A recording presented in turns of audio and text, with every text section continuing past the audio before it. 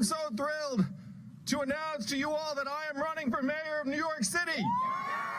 And most recently, I launched a presidential campaign that not too many people were calling for before it happened, but turned into a movement with millions of Americans rallying around universal basic income and a new economy that works for us, the people.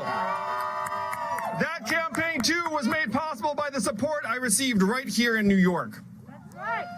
So it is here in New York City that my passion for uplifting people, for wanting to move our country forward, got started.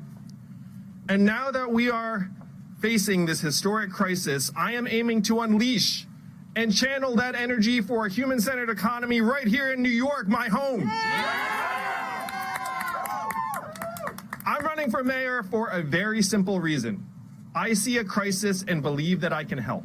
The inhumane economy that we have all been struggling to survive in has become more punishing during the pandemic.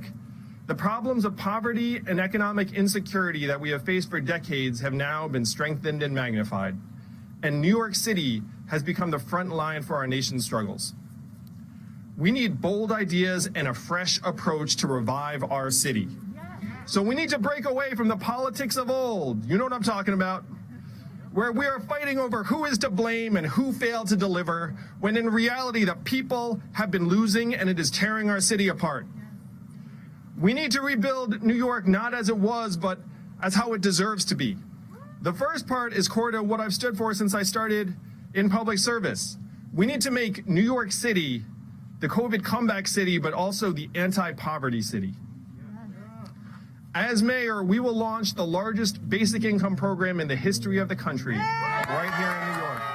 I will meet with as many New Yorkers as I can. I have found that people know best how to solve their own problems, and they have a way of letting you know what we can do to help.